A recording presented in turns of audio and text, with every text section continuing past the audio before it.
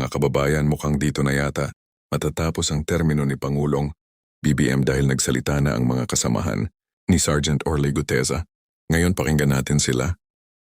Sir Charmaine Abong po from Abante. Balikan ko lang po yung sinabi po na nagpapadala ng maleta kay PBBM. Do we have timeline po kung kailan po nagsimula yun and kung hanggang kailan or natapos po ba ito? Umpisa hanggang very recent, Anong year po ito? 2022. 2022. Hanggang ngayon po? Nung nabulgar na itong flood control anomaly, siyempre na-stop na. 2024 at anong year po? Around 2025, 25. early 2025. Thank you po.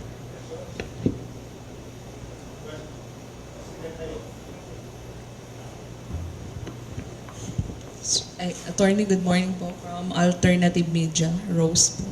Sabi niyo po, Attorney, may kasamahan pa po sila na hindi na second batch. Kailan po sila possible na lumantad, Attorney? Yung second batch kasi ay may mga iba silang nalalaman, no? Ngunit ang sabi ko sa kanila ay pwedeng hindi muna kayo lumabas ngayon dahil tingnan natin kung sapat na ang sinasabi ng unang batch para maipakita natin ang katunayan kung sino at magkano kung sino ang mga nagnanakaw at kung magkano ang kanilang ninanakaw. Kasi ang aking komputasyon po lamang base sa sinasabi nila ay umaabot na po ng 805 billion pesos. Ang na-deliver nila umaabot ng 805 billion pesos. Nung Napoles, tens of millions lang o billions, no? Pero ngayon, trilyones.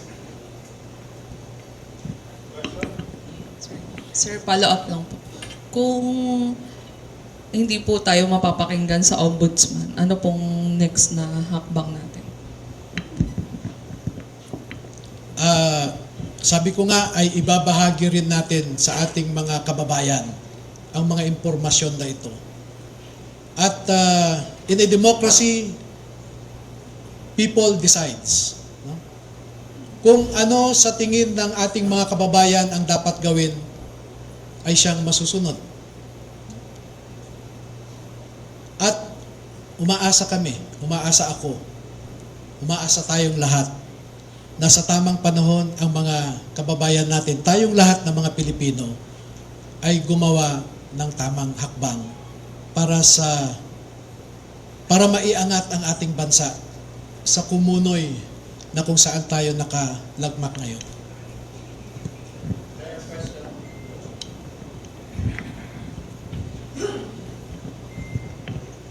Yeah, Dwayne Dizon from Russia Today, RT International. You mentioned about ICC. I'd like to know if this document po, which will you send to the Ombudsman, kasama ba dyan yung ICC complaint? And can you expound more about your expose about the ICC po? Yes. Thank you. We will prove that the conduct of the ICC investigators in the Philippines is unprecedented because they were dined and wined by people who are publicly known to be opponents of the people hosting them. Second, to prove that what the United States Department said, that ICC is a very corrupt institution, is being proven by this personal knowledge included in their affidavit. Maraming mga bagay-bagay pa na sa ngayon ay hindi namin maibahagi muna sa publiko, pero sa tamang panahon, tamang forum, ay magbibigay pa kami ng karagdagang ebidensya na hihigit pa dito. Ito, we want to tease. This is a teaser for our government agencies. This is a teaser for ICC to look deeper into our allegations, and we are prepared to provide the answers for their questions.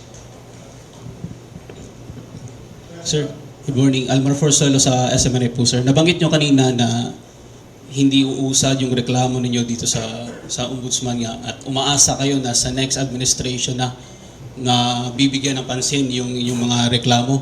Sinabi ni Vice President Sara Duterte na kung sakasakaling I have to cut you. Wala akong sinabi na wala tayong pag-asa sa ombudsman ngayon.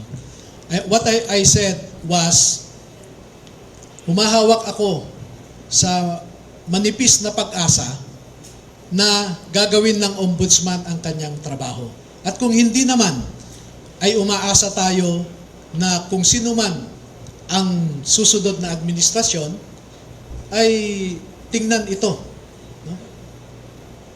Itong mga alegasyon na ito.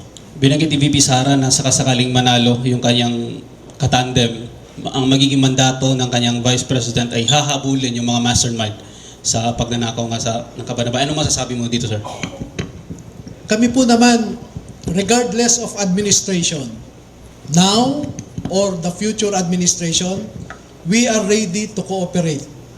Kaya kami magsusumite sa Ombudsman because the first action that I'm expecting from the Ombudsman is to invite us and ask questions about their affidavit and more. No? Open kami na makipag-cooperate sa administrasyon ngayon. Dito lang po, may iba lang.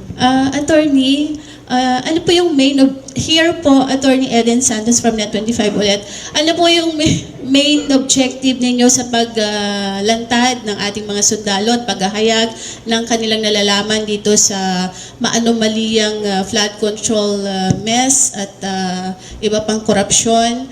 Hanggang saan po kayo hahantong? Gaano po yung tapang na ninyong lahat?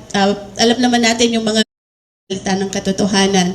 Kayo po, hanggang saan yung tapang at tibay ng ating mga sundalo para labanan ang korupsyon at mailabas po yung katotohanan? Now, as before, our intention is clear. We want to break the sense of impunity among our officials na tinatrato nilang personal account nila ang kaban ng bayan. Gusto nating basagin yung impunity na yan. Isipin mo, hindi sila takot. No? Isipin mo yung mag-release ka ng pera para nakawin lang. That's why, in their affidavit, we want also former DBM Secretary Amena Pangandaman to account for her neglect and for accepting something in return for her oversight. Nandito si Secretary Pangandaman. Attorney, balikan ko lang po, pasensya na, review lang natin. Ang nasa taas po ay si Bongbong Marcos. Ang nasa ilalim po niya ay isang Martin Romualdez at isang Zaldico. Sino po ang pinaka-leader or super admin na tinatawag nung group chat po ng ating mga Marines dito para magbaba ng utos na ang maletang ito ay papunta sa Paway, ang maletang ito ay papunta sa Aguado and all? Sino po? Yung chat group na sinasabi kanina ay minsan kasi dalawa lang ang kasama sa pag-deliver. At sasabihin, nag-deliver kami ng ganito sa ganyan. No? So, yung ibang miyembro ng chat group, wala silang personal knowledge. Dahil dalawa o tatlo lang ang nakasama. Katulad ni Master Sergeant Tube, for example, siya at saka si Saldico lang ang nag-deliver. No? So, sineshare niya sa chat group nila. So, yun yung context ng chat group. yung leaders, ay yung administrator ng chat group, kasama dyan, yung meron kasing 5 na trusted executive assistants ni Saldico. At kung nagde-deliver sila o di kaya nagpipick up ng pera, ay kasama sila. At ang mga ito ang inuutusan lang na magbuhat, no? Magbaba, mag-akyat, etc. Katulad halimbawa, merong isang government official, taga Bucor, siya ang nag-deliver ng pera kay Saldico. Halimbawa, isang congressman na contractor, siya ang nag-deliver kay Saldico. So sila, inaabangan yung delivery, then ina-account yung pera sa Valle Verde, dinadala sa Horizon. Yung sa Bucor naman, parang 8 maleta ba yun? 8 maleta ang dineliver kay Saldico. Hindi ko alam kung saan nanggaling yung binigay ng taga Bucor na yan. Sir, sorry. So all those times po na bit-bit or binubuhat or ginugulong ninyo yung mga maletang yan, alam po ba nila na pera na po talaga ang laman? Alam niyo po na pera ang laman? Oh.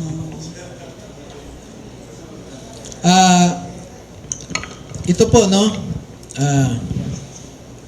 Halimbawa nito, makikita nyo yung portion na ito, crinap ko lang, tuhod yan ng isa sa kanila. Tuhod niya, nakuhanan nung nagpicture, no? So, alam nila na pera.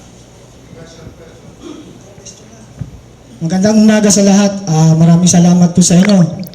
Advance salute sa mga ex-military natin na lumabas ngayon para panindigan ang kanilang mga nalalaman. Ang tanong ko lamang po, just in case po ba na sila ipatawag sa isang Senate hearing or what, sila po ba ay nakahanda na dumalo dito? Dahil doon lamang po natin maipapakita ang tunay na essence ng paninindigan. Yung makita ka sa media at makita ng mga buong sambayan ng Pilipino ang inyong tapang at paninindigan. Salute po sa inyong lahat. Kayo po ba ay nakahanda na humarap sa Senate hearing? Maraming salamat sa inyo. Kasama namin kayo sa laban. Para sa bayan at mamamayan, mahalin natin ang Pilipinas. Can we have Sir, Attorney, last last three question questions, po. please? Last 3. Sa Ronda Balita Nacional, Marites Escoto po, nasa inyong harapan. Sir, ang katanungan po kasi ng marami, parang kung aantayin pa natin ang another administration para magsampa sa mga gumagawa ngayon ng katiwalian, kung hindi po uusad sa ombudsman, sir, pwede po ba natin idaan sa Supreme Court, pailan sila ng mga criminal liabilities po. If ever po, hindi po gumalaw ang ombudsman at kasama din po siya sampahan. Ito po kasi ang gusto namin maano sir ano sa inyo, marinig. Kung may ganun kayong plano. Nasabi ko po kanina, handa kaming makikooperate sa gobyerno. Alin ahensya ng gobyerno? DOJ, Ombudsman, Senate, Blue Ribbon, or House Committee on Good Government, ready po kami. Pero ang problema, una, duda ako sa House. Kasi yung mga committee chairman dyan, karamihan ay nagkaroon, no? Alam niyo po ba na every Quadcom hearing ay may dinedeliver sa Kongreso na pera? At nakikita rin nila na yung dineliver nilang pera, paglabas ng mga mambabatas sa likod, sa may flagpole, doon lumalabas, nagpapasundo ang mga mambabatas. Bit-bit na nila yung mga dala ng mga ito na paper bags. Ang isang paper bag, 5 to 10 million. At napakaraming beses ang hearings. No? Marami pa hong iba. No? Kaya sabi ko, handa naman kaming makikooperate. ang gusto ko lang sanang i-request sa gobyerno, wag naman nilang ipitin ang mga ito. Wag nilang gawin yung harassment katulad ng ginawa nila kay Sergeant Gutesa. Dahil hindi kami papayag na tatratuhin nila kami ng ganon. Alam ko maraming nagpapagamit na nasa security forces. Maraming nagpapagamit. Pero isipin nila yung esprit de corps. Kung galing sila sa PMA, tandaan nila yung honor, integrity, courage. Kung sa Philippine Marines nila, tandaan nila yung kabayanihan, karangalan, at katungkulan. Sa mga pulis, tandaan nila yung motto nila, to serve and protect. Sa Armed Forces of the Philippines, tandaan nila, ang constitutional obligation nila is to protect and serve the state and the people. Hindi naman sinabi ng Constitution in 4 instances. Ang sabi, the Armed Forces of the Philippines is the protector of the people and the state. Hindi niya sinabi to na government or the administration. Maliwanag doon. Ang state kasi is comprised of 4 elements, no? People, government, territory, sovereignty. Bakit sa 4 na beses, 4 na paulit-ulit, ang sinabi doon, the armed forces is the protector of the people and the state? Bakit hindi niya sinabing government and the state? Or sovereignty and the state? Hindi eh. Attorney, pahabol lang po. Nag-deliver din po ba sila ng, sir dito po, nag-deliver din po ba sila ng mali-maliatang pera para sa impeachment? Ni VP Sarap in particular. Naka-detalye po dito sa affidavit nila na may dinalang pera para sa mga pumirma. Okay? Sa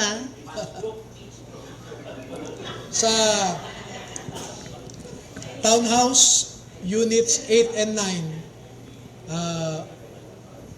Polo Club, Manila Polo Club Townhouse, Units 8 and 9, Forbes Park. Ilang maleta po yung dinala doon? Naku po. Parang nagbalik-balik yung 3 vans na unang nag-deliver, bumalik pa ulit. Sabi ko nga po, yung mga tanong nyo kasi lalabas na yung iba eh.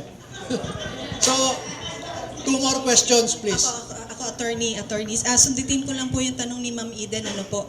Kasi mismong si Zaldi ko po ay naglabas din ng kanyang series of videos, ano ho. At meron din pong screenshot doon na merong release ng mga pera ng March 11, 2024, sorry. 5, nung kinuha si PRRD, yun po bang release ng perang yon? Ay, si sir nakangiti. Yung pong buwang release ng perang yon para sa specific na yon, sa pagpapakidnap kay Tatay Digong. With due respect, and I hope you understand, we will reserve our answer to that because the ICC operation here was very sensitive, very deep, no? Matindi. And gusto kong i-reserve yung ibang mga ebidensya natin tungkol dyan, no? Baka sabihin nilang naninira lang tayo sa ICC, tapos i-connect kami kay Duterte dahil ongoing ang hearing sa confirmation of charges, no? Agent Morales lang po. Tanong ko lang doon sa mga kasama natin na nasa Marine Corps, ano? Ayon doon kay Sergeant Gutesa, miyembro siya ng intelligence unit ng Marines. ilan yung intelligence, yung naka-assign sa intelligence dito? Kasi bilang ano, no, katulad ninyo, galing din ako dun sa serbisyo. At sa kabilang dun sa mga dinaanan ko, panay intelligence unit. Ito bang mga ginagawa ninyo? Pumapasok ito dun sa daily intelligence brief na ginagawa ng mga units. Okay, kapatid, no? With due respect, and I hope you understand, there is a security implication for one to claim that he was Intel trained or he is Intel trained. Alam mo yan, no? We will not confirm or deny whether any or all of them underwent intelligence training. Wag na lang. Okay? Attorney, pinakalas po, gusto po, pwede po ba magsalita isa sa kanila kung ano yung nararamdaman na since alam nila na yung pera dinideliver nila galing sa papunta ng korupsyon, ano po pakiramdam nila habang ginagawa yung mali ayon sa kanila? Pwede po magsalita isa sa kanila po para maunawaan po kung ano yung essence na lumabas sila ngayon at bakit ngayon lang.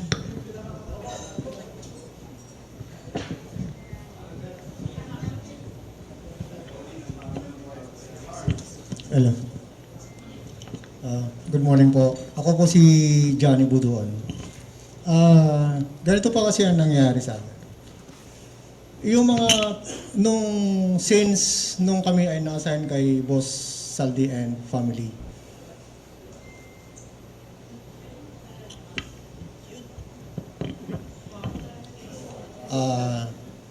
yung mga pera kasi ma'am na dumadating at mga pera kasi yan ma'am is hindi namin alam na galing sa masama.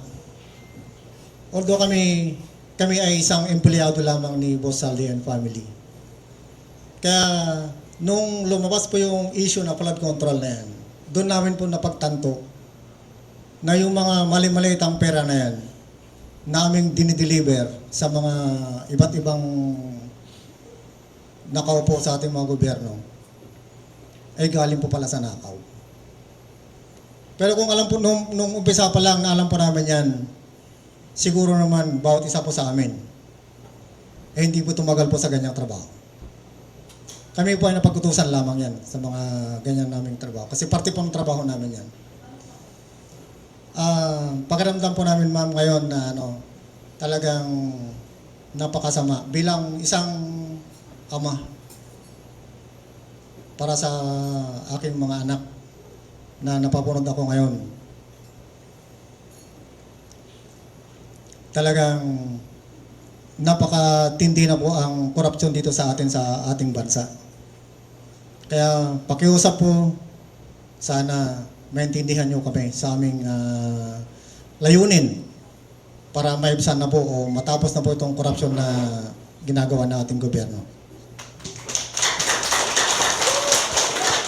Maraming salamat po.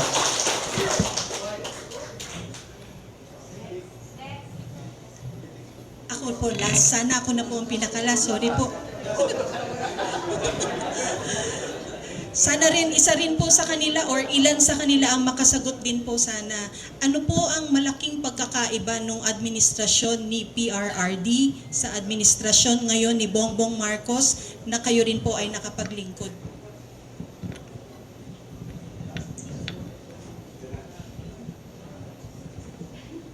Malaki po ang diferensya. Nung si PRD po ang nakaupo. Nung si PRD ang nakaupo bilang presidente ng Pilipinas, makikita po natin na yung mga anak natin ay free silang dumaan sa kalsada kahit ginagabi sila. Wala pong nangyayaring masama. Pero ngayon, napakatindi. Ultimo bata, nire-rape ng mga animal na mga punyetang mga rapist na yan. Mga adik. Mga adik. Wala nang umupo si PBBM. Yun lang po. Wala po.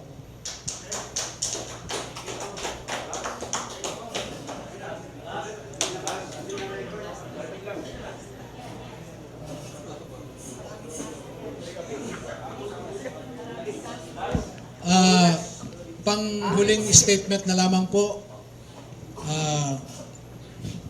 Maraming salamat po sa inyo sa pagdalo sa aming imbitasyon. Napansin ko po kaninang umaga lamang na ang daming mga text at saka calls na na-miss ko, no? Dahil kagabi ay matagal kaming naghiwa-hiwalay dahil may mga pinag-uusapan kaming mga pumasok na mga pananakot na text messages. So, maraming salamat po sa inyong lahat. Mabuhay po kayo.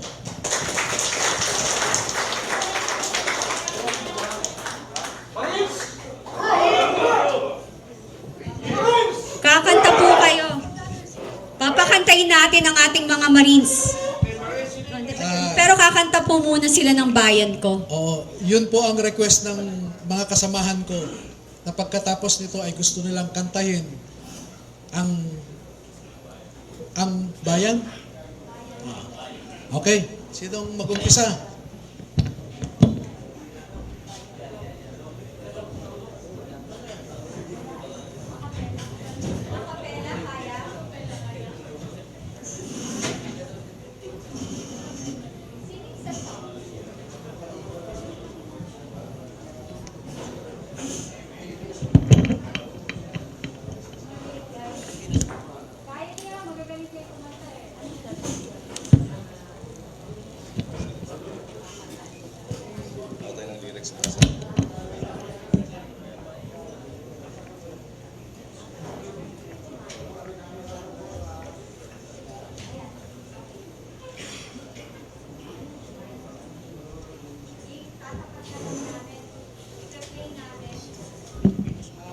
Habang naghahanda ng bibigyan namin po kayo ng